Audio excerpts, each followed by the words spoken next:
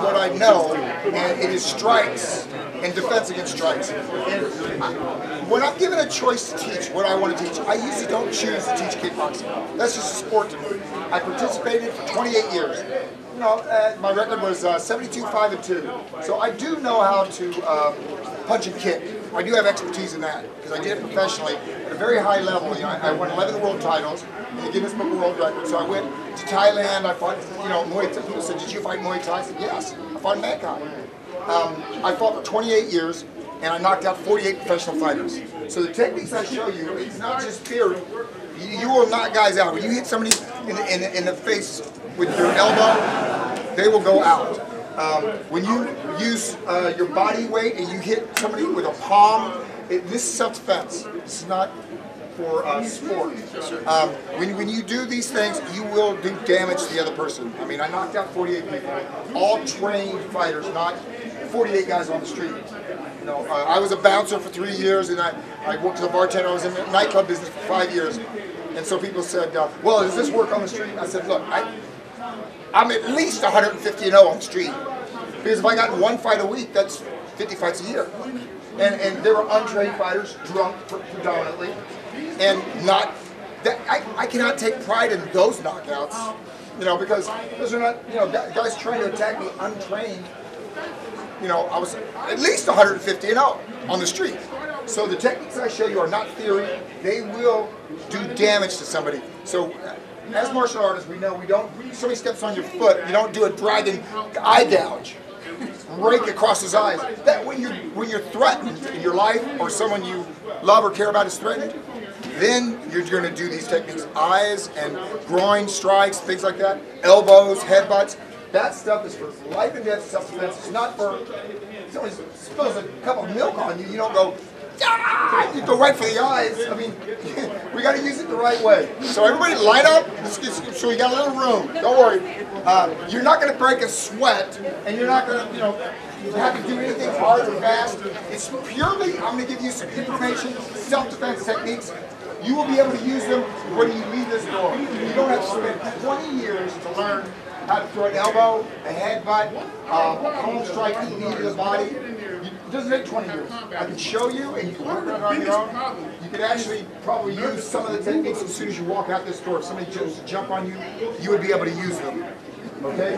I just want to show you what I've learned as a professional fighter over 28 years that will make it more effective. Your elbow, because you're not just going to stand back here and throw an elbow, and it's all arms.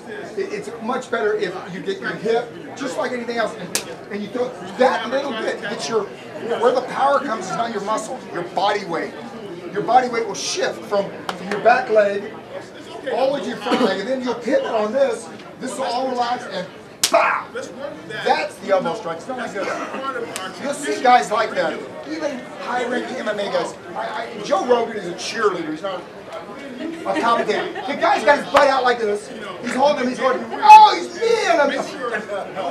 The knee, the way it goes is the power is that. Now, if he grabs the guy and he goes, boom, that's a knee. But if the guy's butt's out here, you guys are going to be able to throw better knees than some high-ranking guys in the UFC because they're not being taught to perfect the technique of strikes. The butt is out here and you're doing it. I'm doing this. That's not that. That's like exercise. It's Tybo! It's Tybo! And I love doing it. You know what? Maria Shriver was sitting with me at the Opera, and Billy was up on the stage. She goes, Doc, if I take Tybo, will I be able to defend myself? And I said, what? I mean, you get in shape with Tybo, but you don't defend yourself. Okay, so anyway, everybody get in line so you can see me. We're going to start. The first thing, if you think you're going to get attacked, maybe you don't have time to think, but if you do have time to think, you get in your defensive position. Now, my belief is, and I know this because I've fought a lot of guys who do this, if I see two shoulders, you're open, which means you're now open to be hit. What you have to do is one shoulder's got to be forward, one back. Just turning to the side, you are more protected. Your body position has to be for self-defense. It just starts there. So everybody get in a fighting position and turn sideways. I should not see two shoulders there. People think this is the fighting position. This is open. Both shoulders This, look, is anybody here playing baseball? When you're going to hit a home run, can the pitcher see both your shoulders? Can he, if you're the pitcher, and you see both my shoulders and I'm holding the bat, no, here's when I'm going to hit a home run. You only see one shoulder. If you're going to defend yourself, that's all I should be able to see. Because if I can see this is all I want to attack. But I do this, now already you are less likely to be able to attack me. And so that's the first thing. Turn sideways, like you're going to hit a baseball. Now, if I see two shoulders and you're a batter, you can hit the ball. You know what you're going to do? Bunt. Right?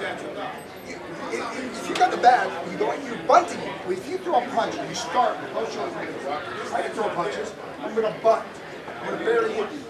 Because the weight has to shift. Even when I throw the left, the weight's got to shift back. The power is not the muscles. I've never been hit by a bicep. They look good for film though. But if the bicep pops up, hits me on the chin, knocks me out, I'll start doing curls. what hits you is the fist, like this, and the strength is not this, I'll relax. This arm, the muscle of the arm does not dictate the power of a punch. It's your body weight. This is all relaxed. When I throw punches, this is not doing anything other than controlling my bone structure so that the weight can pass through my leg, up my hip, to my shoulder, out my arm, and hit. Now, the other thing is, for many years of kickboxing, we always, take our hands up, put the gloves on. We don't have that in self-defense. So if you do this, if you punch like I'm telling you, with a body weight, and you hit a guy, you're going to break your hand. First time. I was one of the UFC's first announcers in the beginning when they didn't have any gloves.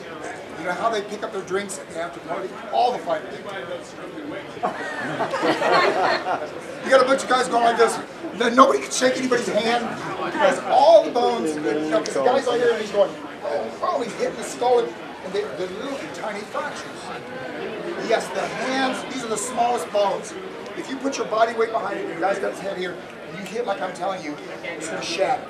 So you got to open your palm up. Now, Master of Mine style Pai Lung Kung Fu is famous for breaking blocks of ice. You would get 150-pound blocks of ice and stack like 4 or 5 of them up. Sometimes you have to stand on a chair and hit them, boom, and break them all.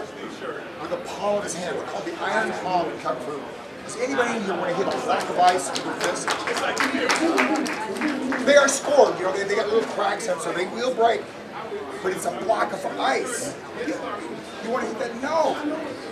And you don't want, in self-defense, you don't want to punch the guy close to this. So any technique for the body, yes. I have hit guys in the body when I defend myself. Several of them. And say that's effective though. It doesn't. I never broke my hand on a rib. I think the rib's kind of moving up to where, I guess you could, but generally if you hit in the body, you'll do some damage, right? But in the head though, with the skull, first of all, the skull has eyes, right guys? So as a bouncer, when I go to hit the guy, every one of them would do this. It's just instinct. They're seeing, they see the punch. They may not be fighters and really trained, but they'll do this. Out of this, they'll just turn it like, you break your knuckles. And so we're going to open our hands up. Get in a fighting stance. Everybody open their hands. We're going to hit, if we hit the guy with our hands, it's going to be the palm. Right? Okay. Now the other thing is this. The elbows. The elbow can come up, over, and the tie, the most dangerous one, comes up and down. Boom. Now, in one hand attacks, the other hand protects. You're always like this. You're always, the shoulders is your chin. I fought 28 years. If I'm talking here and I don't, nobody takes a shot on the chin. Mike Tyson, if he's hit on the chin, I don't care who you are. There's some guys got great chins. There are different levels of your ability to withstand punishment, but the chin is the butt. It's all about tapping the chin. So you don't want to defend yourself like this because the price is much. You'll get dizzy, and then everything I teach you goes right out the door. As soon as you get stunned, you're helpless. So you want to protect the chin. The first thing you do is it's down. Shoulders are also shields. See that? That's to show you. I don't have to worry, so I don't have to do this. Because this is protecting me. Yes, if you watch TIE fighters, the bell ring, they look like this. You think they look open? They're not that open because they're protecting themselves. And because they throw only roundhouse kicks at themselves. Now, the roundhouse kicks like this, axe kicks, like side kicks. I got a lot of them. And they're standing here looking like this, thinking they're safe because nothing can come around. But you, as in self-defense, you're not going to be fighting guys on the side kick. All self-defense is really not trained. We're not trained as martial artists to fight another black belt. That's an unlikely situation. I guess it could happen, but I don't hear of a lot of black belts going around mugging people and starting fights. Really, in traditional martial arts, and this movie that my brother produced, Martial Art Kid, shows that before you reach a high level of expertise in the martial arts, in traditional martial arts, we have worked on the person's character enough where they're not being bullied. Matter of fact, it's an anti-bullying thing. When a kid becomes a black belt, he doesn't go out and start beating up. Has anybody here heard about a roving gang of black belts mugging people? like 4 black belts who are going around picking pockets and muscling people. It doesn't really happen. But I'm afraid, I think the danger is, if a guy comes off the street, he just starts learning how to choke guys out and knock them out. With the MMA gyms, they're just teaching the fights. Nobody else doing the doing and learn this. They don't learn the respect, the discipline, and the proper time to use these things. We could have some situations where guys would get damaged. Okay, the next technique. There's a basic theory of martial arts is a hard part of my body versus a soft part of yours.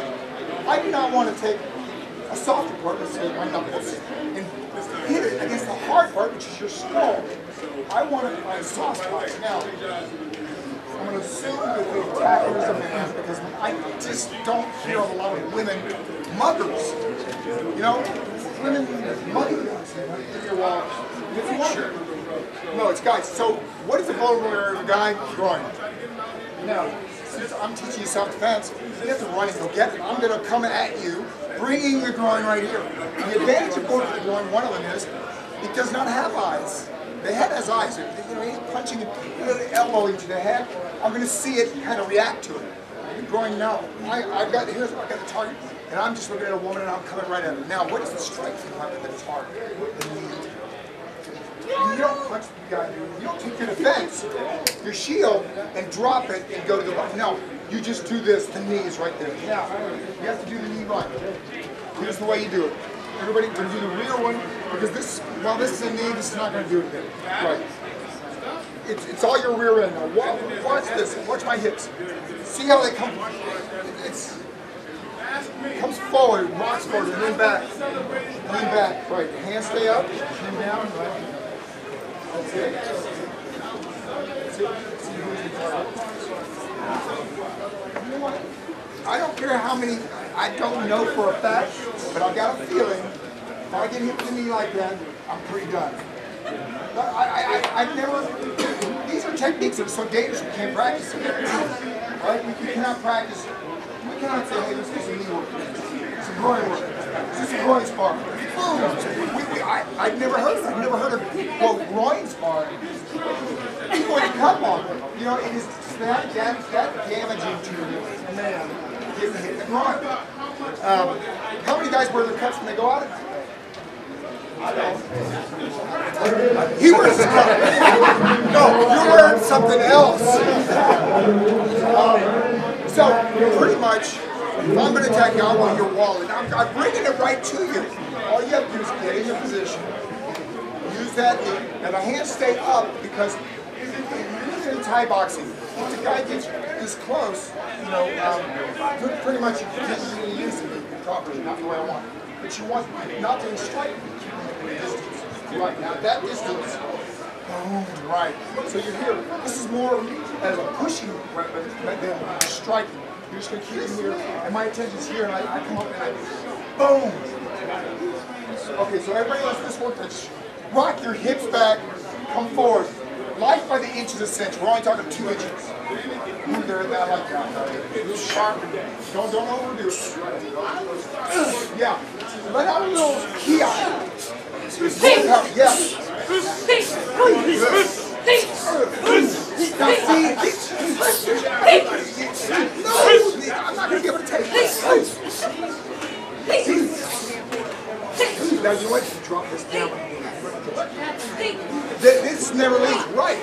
And you know what? It's going to take some balance, but you're always protected. Everybody stop for a minute. Muhammad Ali fought George Foreman. Hardest hitter probably ever boxed in the world. And he did it by like doing this. He protected himself, like put his chin down, put his hands up here, and Foreman couldn't knock him out. And of course, Ali leaves out like this. But when your chin is down, your hands are up, you won't protect it. This is called your shell. You know how a turtle, if you tap it on the back, it goes, that's us as martial artists. If I get attacked, boom, I go right into the shell. You can survive any unskilled, untrained punching or whatever, kicking just by putting your chin down, putting your hands on either side, elbows or hand, and that's a shell. It won't protect your whole body. You can hit the arms and stuff. But you know what? I never saw anybody knocked out with a punch to the shoulder, punch to the forearm. No, you get knocked out with your chin. If you do this, you're going to get cuts, maybe. You're not going to go unconscious. You're still going to be able to defend yourself. There's certain things that people don't know. Bruce Lee used to say, if you can't learn to swim without getting out of water. If I talk to you about self-defense, about knocking guys out and not getting knocked out, and I've never been in that situation.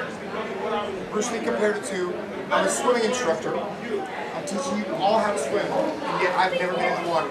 I'm saying, okay, when you get in there, sure, just breathe, lower, breathe. When the current comes, you do this. I can talk all I want, but the only way to really teach people, and I kind of go along with it, the only way I can teach you is if I've done it myself, or I've at least seen it done to someone else, or somebody has done it to me. And every one of these tips, the last time I fought a Thai fighter, the very first round, first time we got in there, he broke my nose with an elbow.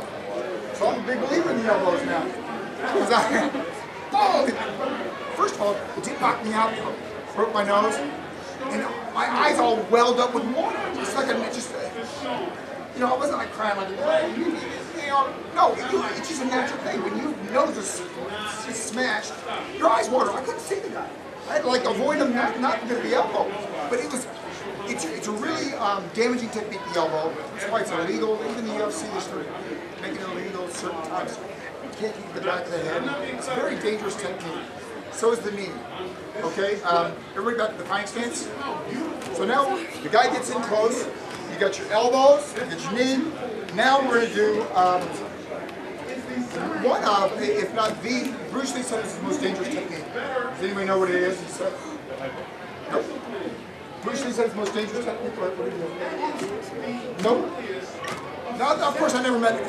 I am old, but not quite that old. According to what was written by others about him, his most dangerous technique, quote, is his eye jab. His eye jab. Yes. It's his most dangerous technique. Now look, in a kickboxing match, he weighed 145 or 147. I think I could knock him right out. Bruce Lee, because he's not a kickboxer. But that's not what he tried to be. He tried to be a great self-defense person. And even though I had 70-something wins, I'm probably not as fast as him. If he's going for my eyes, he's probably going to get him. I once used to train with Gino Bell, and he said, when a guy makes his mind up and has one thing on his mind, it's hard to stop him. On the ground or on his feet or whatever. And if Bruce Lee thinks somebody's attacking him, his first thought is going to keep your eyes. Because look, these are grapes. Right? Can anybody condition them? Can you make them any tougher and able to absorb? He doesn't mean like the Three Stooges. He means going for your eye, taking your eyes out is what he's saying is his most dangerous thing. So you get next to Bruce Lee as fast as he was, as much of an athlete, he's going to get those, and his goal is you grab him, get in close to try to punch him, he's going to get your eyes. Now, I don't practice hitting a heavy bag like this. As soon as he takes your eyes out, you're pretty much defenseless, right? So, if if I'm an untrained fighter and I go to attack you, and I'm a man, and I weigh 200 pounds, these are like grapes. Do you know what? She can get them as good as you. She can right, and you know you're going to rake across it. You don't come through. They call it like tiger claw, or whatever. But your feet can be like loose like this. It's kind of a tightness, and you're going to rake. You're not just going to. Because you may not get it exactly, but you rake across it. Now this is like just, it's like I said, great. When you rake across that, you got a good chance. I mean, they're very, I don't see how I can do any, you know, I don't see how the guy can, I'm thinking if a woman's attack, it's not just a wallet or a purse, it might be like a sexual assault of some kind. But you know what? His eyes will be right there. Now, you know, the elbow, you're not going to throw a punch. You'll be back, you know, maybe you get on the ground, but you know what? That is all you need. And you heard of Frank Shamrock, pretty tough guy. He was knocked out to the body with a punch. Boss Ruben, you watch on YouTube. Boss Ruben was, boom, his palm. And Frank Shamrock, the fight was over. He was done. Yeah, with the open palm, he just went, boom. So this, well, like I said, the master of my style broke ice. This looks like they call it my style, iron palm. Now, why would you call something the iron palm? I mean, it's not the marshmallow palm. The palm is a dangerous thing. You can hit ice with it. Every punch you throw, jabs, right, hooks, uppercuts, can be done with open palm. And 90% at least, you know, high percentage less likely to break you. As soon as you do this, even though I know we teach you, we teach you martial arts, you know, you can break boards with it, you can break some things, but those things are stationary, they're not moving, and you know, the skull when it's moving, I just, myself, from the big joke for me when I was a bouncer was I was always wearing casts, sometimes 2 casts on my head, because I learned martial arts and my instinct, guys would get near me, I'd pop them, and I defended myself, but afterwards I'd be going, you know, many of the times I broke my knuckles and things, I didn't even go to the doctor because it was just so common. It was like a big joke in a nightclub. I'd be there collecting the money at the door with casts on my hands. And, oh, it must have been a bad week. Yeah, you know. So even with years of training, you know, when the human head is moving around and you're trying to hit him in the head, and so my advice is to open up. Because that palm can take, it'll do same damage, not hurt you.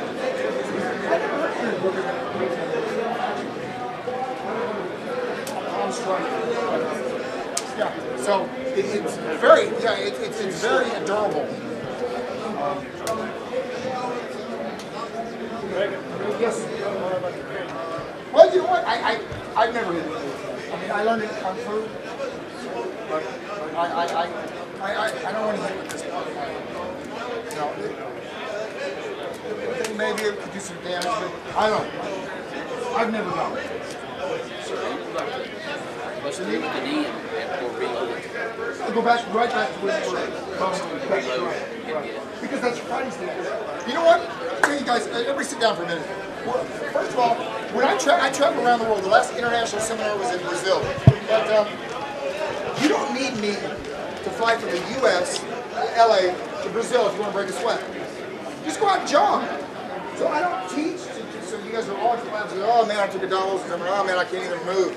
No, it's information, and it's not necessarily my Kung Fu training, because there's many other higher ranking people in this room than me in traditional martial arts. It's the fact that as a professional fighter for 28 years, I would get in a position where I would have another trained fighter across from me who's wanting to knock me out in any way he can, with punching, kicking, elbows, knees, with those Thai boxers. And I trained to defend against punches, kicks, strikes, and I trained to use them to knock out 48 of my opponents. Most people consider me, if you ask them, they say, oh, he was a good technician. Well, I had always as many knockouts as Marciano.